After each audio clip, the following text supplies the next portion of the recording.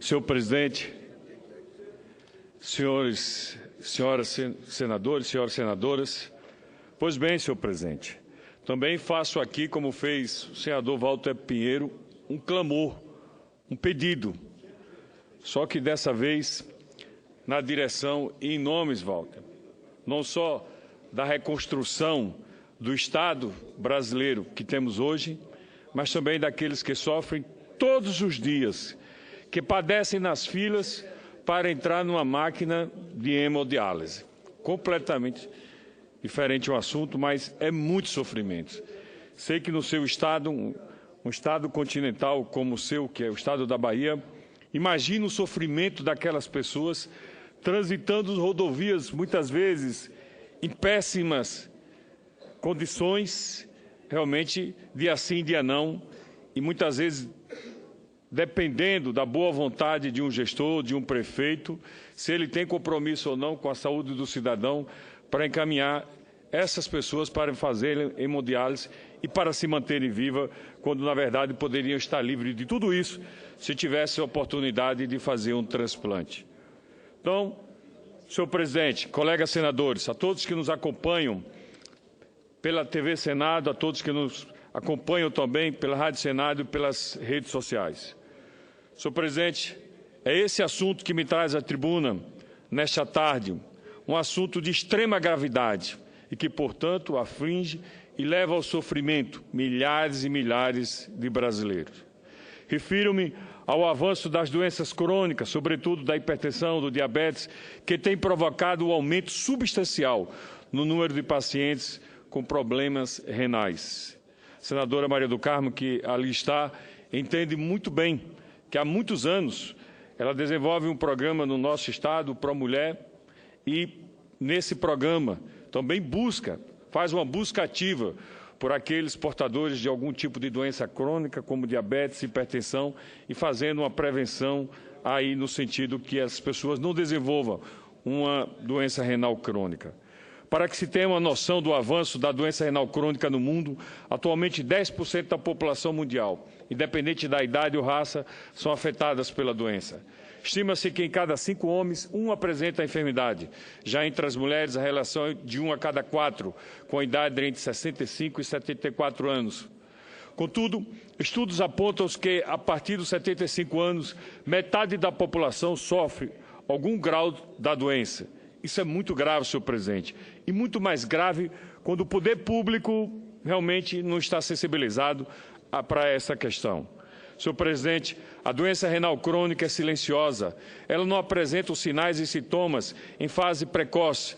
Entretanto, significa uma perda lenta, progressiva e irreversível da função renal. Por isso, os médicos precisam estar atentos aos grupos de riscos desde a atenção primária. E aí, o Programa de Saúde da Família tem um papel preponderante, extrema importância, para prevenir ou barrar o desenvolvimento desse tipo de doença. Nosso país, a situação do doente renal crônico é extremamente preocupante, ousa dizer, em muita situação perversa.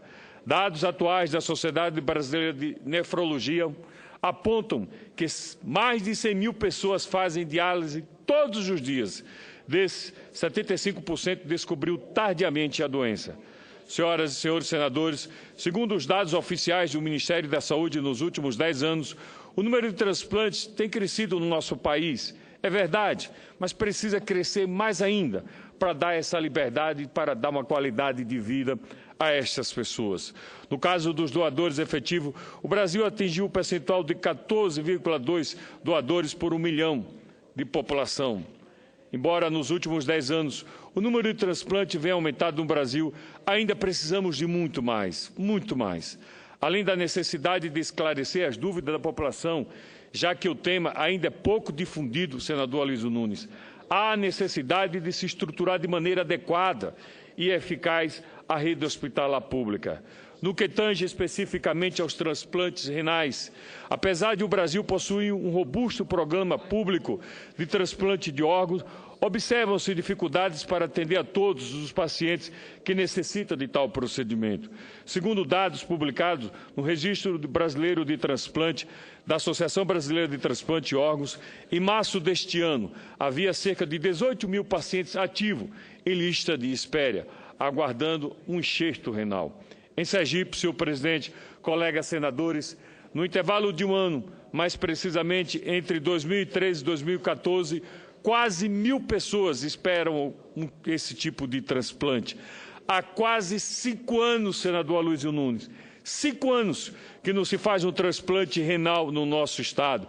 Não pela falta de profissionais. Profissionais nós temos, extremamente qualificados, mas pela omissão, pela perversidade do governo do estado, não disponibilizar os meios, as condições para que isso seja feito, o que é lamentável, o que é não ter o mínimo de condição ou de dar condição a essas pessoas. Só sabe muitas vezes quem passa, senador Moca, está dia sim, dia não ao lado de uma máquina de hemodiálise, dia sim, dia não.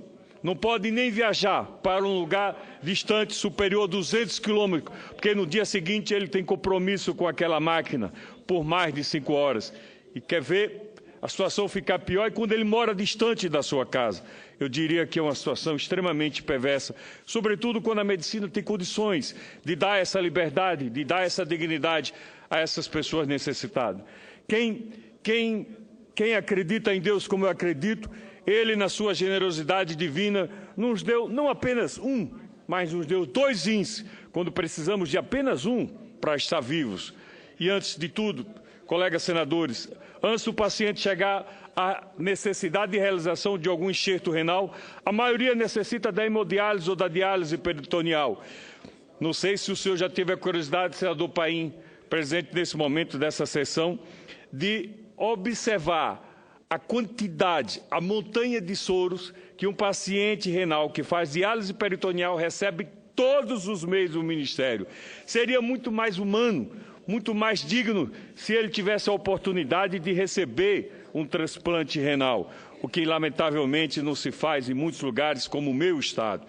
Por isso, senhor presidente, se por um lado o quadro é preocupante, pois o aumento dos casos de insuficiência renal crônica foi muito superior à ampliação das ofertas de vagas no serviço de hemodiálise no sistema público de saúde pública do nosso país. Por outro lado, existem queixas a respeito da baixa remuneração dos procedimentos realizados em pacientes do SUS. De acordo com prestadores de serviço de terapia renal, o valor pago pela sessão de hemodiálise é bastante inferior ao custo atinente à manutenção dos equipamentos e ao pagamento de profissionais. Assim, diante dessa situação, algumas clínicas estão deixando de atender aos pacientes do SUS, como forma de minimizar os prejuízos. Ademais, a defasagem da tabela de remuneração por procedimento do SUS é agravada por circunstâncias tais como a desvalorização do real frente ao dólar, a inflação galopante, tais como e em virtude de muitos insumos e equipamentos serem importados e o aumento da taxa de inflação, como aqui já citei. Dessa maneira, diante de tudo o que foi exposto e da relevância do tema, propusemos à Comissão de Assuntos Sociais e à Comissão de Direitos Humanos e Legislação Participativa, presidido por Vossa Excelência, senador Paim, uma audiência pública para debatermos os problemas enfrentados pelos pacientes com doenças renais que necessitam de hemodiálise ou estejam na fila de espera de um transplante renal, uma fila interminável em muitos cantos deste país. Pretendemos ainda discutir as dificuldades de acesso aos medicamentos fornecidos pelo Sistema Único de Saúde, a baixa remuneração das sessões de hemodiálise realizadas nos pacientes SUS dependentes, bem como a necessidade de renovação e de equipamentos e de melhor capacitar os funcionários e aqueles que realmente trabalham com esses pacientes.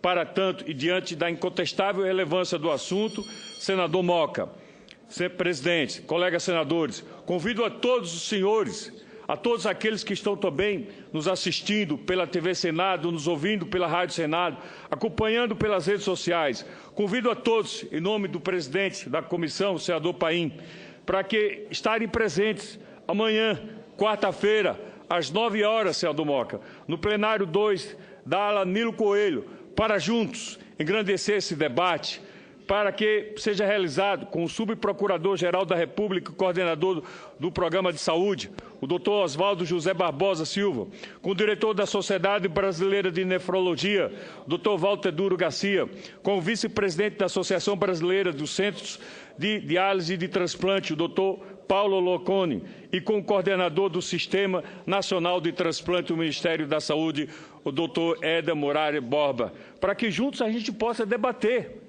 para que a gente, quem sabe, encontre um caminho melhor para essas pessoas portadoras realmente de insuficiência renal crônica.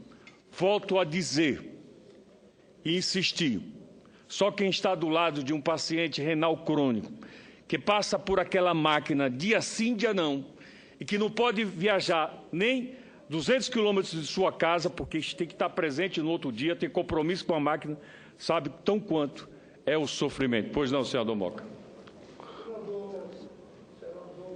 Eduardo Amorim, eu conheço relativamente esse problema. Conheço a minha ex-esposa, hoje já falecida, ela doou o rim ao seu irmão, que era renal crônico. Mas, mais do que isso, conheço a dificuldade, sobretudo das pequenas cidades, aonde essas pessoas têm que ir 2, 3 vezes por semana para fazer a hemodiálise. É um sofrimento terrível. É uma coisa que, enquanto você não consegue um doador que precisa ser compatível, né? Porque senão não adianta você fazer o transplante e dar uma rejeição. Então tem que ser compatível. E aí tem uma fila, né? É uma fila única e a pessoa fica esperando. Enquanto ela não faz o transplante, ela tem que ser submetida, né, toda semana àquele processo. Você, por assim dizer, você fica preso a uma máquina, na verdade, porque você tem que, de tempo em tanto, filtrar, já que o seu rim não funciona, você tem que filtrar mecanicamente todo o seu rim. Então, eu acho que Vossa Excelência faz aí um pronunciamento. Eu queria saber no final se a sessão será conjunta amanhã. Será conjunta. Então, com certeza estarei lá e quero lhe parabenizar pela oportuna, né, audiência pública, que eu tenho certeza atenderá e torço para que no final tenhamos um encaminhamento no sentido de resolver, não vai mais tornar mais humano, melhorar o atendimento de milhares e milhares de renais crônicos que existem nesse país. Muitíssimo obrigado, senador Eduardo Amorim. Obrigado, senador Moca. Senador Luiz. Senador Amorim, na linha do senador Moca, eu quero cumprimentá-lo e dizer que estarei também amanhã nessa audiência pública. Eu acompanho, desde a origem, o trabalho do Hospital do Rim da Hipertensão lá em São Paulo, que é vinculado, como o senhor sabe, à cadeira de nefrologia da Faculdade Paulista de Medicina. E ali se realiza um trabalho exemplar, um trabalho de excelência reconhecida no Brasil e no mundo, não apenas pela quantidade de transplantes que se realiza ali, mas como pela qualidade do seu serviço. É uma pena que no Brasil, onde tantos milhares de compatriotas nossos sofrem desse mal crônico, não tenham acesso a um serviço dessa qualidade. De modo que eu espero que nessa reunião de amanhã nós possamos sugerir linhas de trabalho que permitam que um atendimento como esse do Hospital do Rim da Hipertensão de São Paulo seja multiplicado no Brasil para alforriar as pessoas que são hoje escravizadas a esse tratamento tão cansativo, tão estressante, tão cheio de riscos de infecção, que é a hemodiálise. Muito obrigado, senador Luiz Nunes. O senhor tem toda a razão quando se expressa, e bem como o senador Moca, é uma prisão, é uma escravidão. Eles poderiam estarem livres de tudo isso, Se tivesse, senador Moca, eu sei que o senhor conhece, não só como médico, mas como bem o senhor disse, porque viveu isso, eles poderiam estar tudo livre de tudo isso, porque os profissionais no Brasil nós temos, mas o que falta é o instrumento, é a oportunidade. Em muitos cantos, senador Aloysio, não tem o equipamento para se fazer o teste de histocompatibilidade, o que não é coisa do outro mundo e que não custa tão caro assim.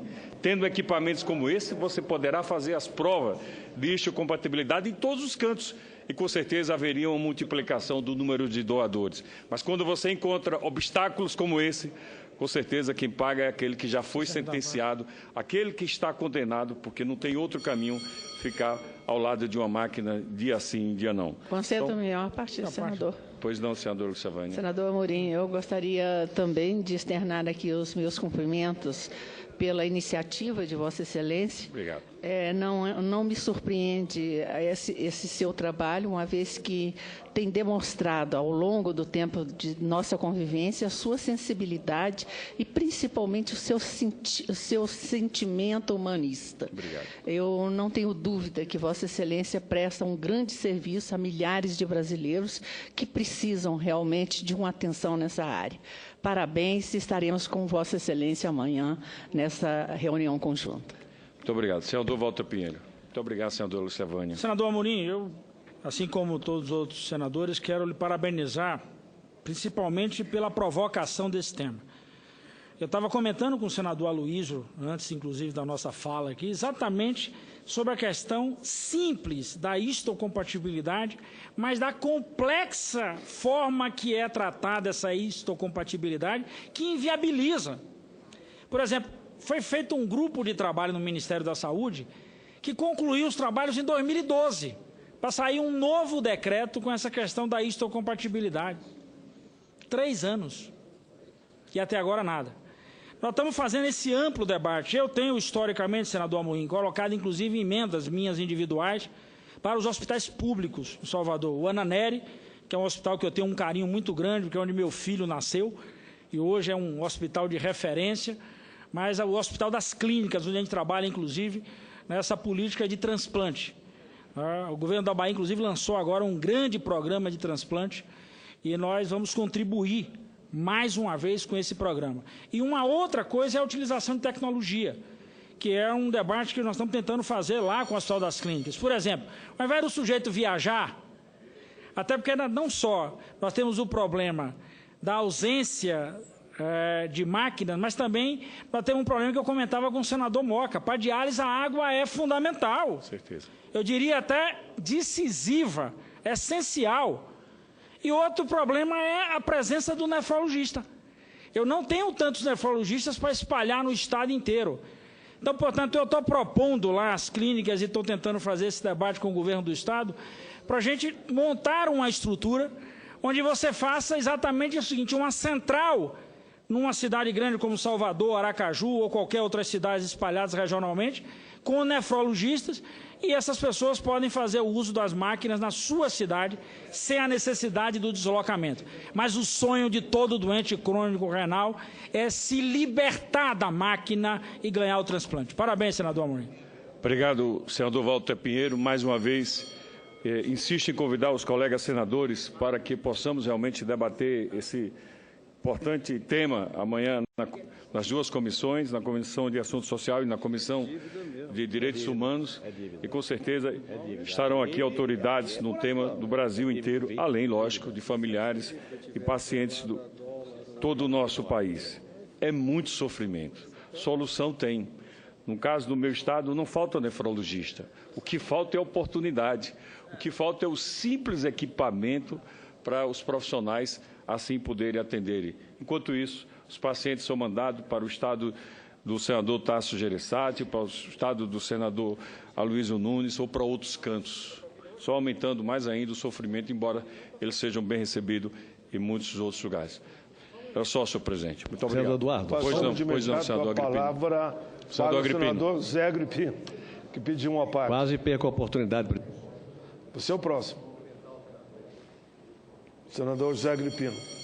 de cumprimentar o senador Eduardo Amorim por essa iniciativa, porque problemas existem às toneladas. Agora é preciso que alguém priorize. Vossa Excelência está priorizando uma questão. Eu, há poucos dias, participei até por questões de amizade pessoal, com um ex-secretário meu, de quando eu fui prefeito e quando eu fui governador, que teve um problema sério, teve uma infecção, passou 20 dias na UTI, e esses 20 dias de UTI destroçaram, principalmente os rins dele. Ele saiu da UTI e o grande flagelo dele é a recuperação renal. E ele me dava conta da dificuldade. Quem passa 20 dias na UTI fragiliza, cria escara, fragiliza movimentos, atrofia musculatura, mas de que ele mais se queixava era exatamente da insuficiência renal. E a gente sabe que a hemodiálise, pelo que ele me dizia, que era uma coisa terrível, você passar 4, 6 horas imobilizado numa máquina, substituindo o seu sangue ou filtrando o seu sangue numa máquina, é uma coisa dolorosa. Quando a gente sabe que é possível.